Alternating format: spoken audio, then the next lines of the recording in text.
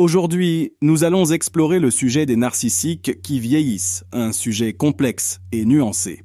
Nous aborderons des questions telles que la manière dont les narcissiques s'adaptent au processus de vieillissement, s'ils changent au fil du temps et, le cas échéant, si ces changements sont pour le meilleur ou pour le pire. Nous étudierons également l'impact de cette évolution sur les cercles sociaux et familiaux des narcissiques, y compris les amis, la famille, les partenaires et les enfants, et la manière dont ces relations sont affectées au fil du temps. Dans cette vidéo, nous examinerons les défis courants auxquels sont confrontés les narcissiques au cours de leurs dernières années et les réactions typiques à ces défis. En vieillissant, les narcissiques constatent souvent que leur vie sociale et affective se vide. Cela se produit généralement parce que, pendant leur jeunesse, ils n'ont pas établi de liens vraiment profonds et significatifs. Les relations qu'ils ont cultivées, souvent basées sur l'intérêt personnel et la manipulation, ont tendance à se désagréger, les laissant isolés. De nombreuses personnes, fatiguées des comportements toxiques et égocentriques, choisissent de s'éloigner pour protéger leur propre santé mentale et leur bien-être. En conséquence, les narcissiques âgés peuvent être confrontés à des périodes de solitude intense, voire de dépression, un état émotionnel aggravé par l'absence d'un véritable réseau de soutien. Cependant, le désir d'attention, de validation et d'admiration qui caractérise le narcissisme ne disparaît pas avec l'âge.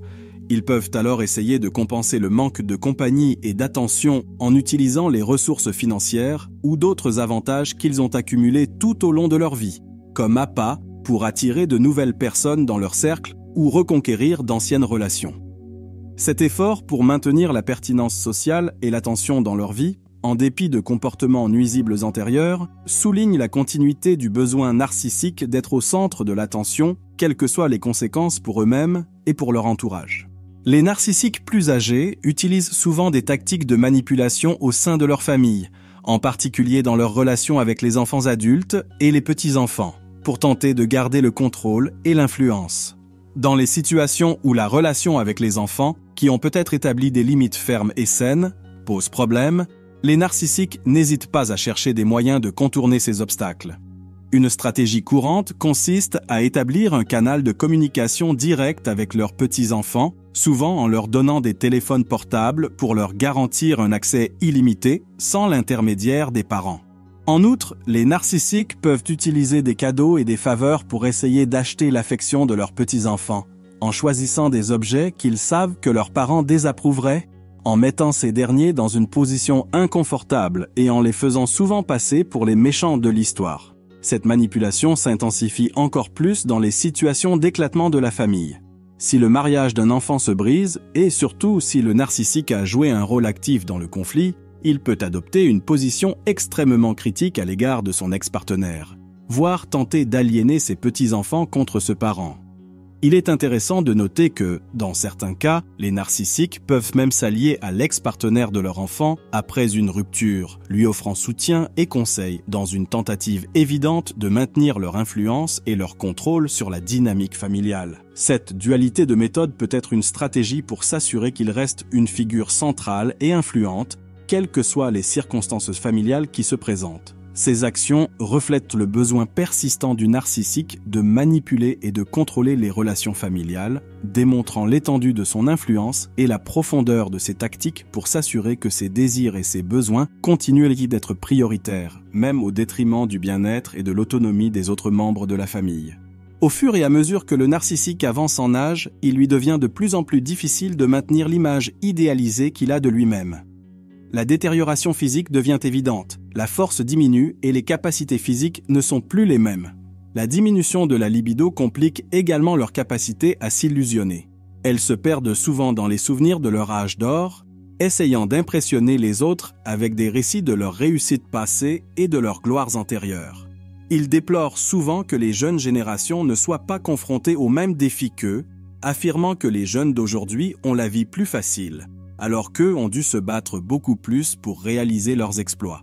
De plus, au lieu de mûrir avec l'âge, certains narcissiques conservent des comportements infantiles. Par exemple, ils continuent à piquer des crises de colère lorsque leurs désirs ne sont pas satisfaits. Avec le temps, ces comportements peuvent devenir plus amers et mesquins, ce qui indique qu'ils ne s'adoucissent pas avec l'âge. En vieillissant, de nombreux narcissiques ont tendance à faire une fixation sur l'idée qu'ils ont été lésés ou blessés tout au long de leur vie. Ils se souviennent souvent de relations qui n'ont pas fonctionné ou de projets qui ont échoué et se sentent par conséquent victimes des circonstances ou des actions d'autres personnes. Elles déclarent souvent qu'elles ont sacrifié leurs propres aspirations pour d'autres personnes, comme leurs partenaires ou leurs enfants, et n'apprécient pas de ne pas recevoir la reconnaissance qu'elles pensent mériter. Avec l'âge et le temps libre, ces narcissiques peuvent devenir de plus en plus amers et obsédés par leurs frustrations. Ils ont une capacité remarquable à se souvenir de tous les revers qu'ils ont subis, entretenant la douleur d'anciennes infractions comme si elles s'étaient produites récemment. S'ils ont une mémoire vive pour les affronts qu'ils estiment avoir subis, ils oublient souvent les moments où ils ont eux-mêmes été à l'origine de la douleur et de la souffrance. Certains ignorent même les vengeances qu'ils ont exercées dans le passé.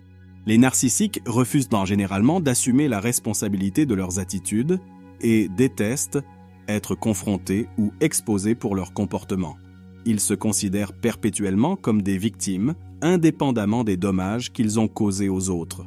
Cette tendance destructrice est toujours présente et le besoin constant de se venger peut être autodestructeur, car ce type de comportement peut finir par faire fuir les quelques personnes qui restent encore à leur côté.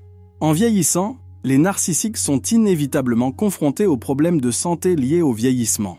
Pour les personnes qui ont passé leur vie à valoriser le contrôle et l'autonomie, la dépendance croissante à l'égard d'autrui pour les soins quotidiens peut être particulièrement difficile. Cette nouvelle réalité peut agir comme un miroir, renvoyant une image qui contraste fortement avec l'image de force et d'indépendance qu'ils ont cultivée au fil des ans. Les narcissiques âgés peuvent rencontrer d'importantes difficultés à faire face à la perte de contrôle physique et mental. Les maladies chroniques, la mobilité réduite et d'autres problèmes de santé sont courants à un âge avancé, mais pour le narcissique, ces adversités sont souvent vécues non seulement comme des inconvénients, mais aussi comme des attaques directes contre son identité.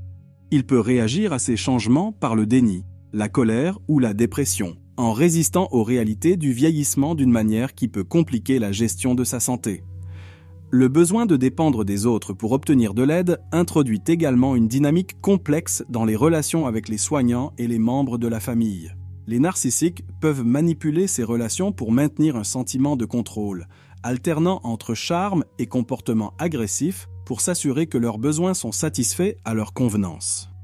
Cela peut créer un environnement tendu et difficile pour les personnes qui les entourent, qui peuvent se sentir émotionnellement épuisées par l'équilibre constant entre la satisfaction des besoins du narcissique et la protection de leur propre bien-être émotionnel.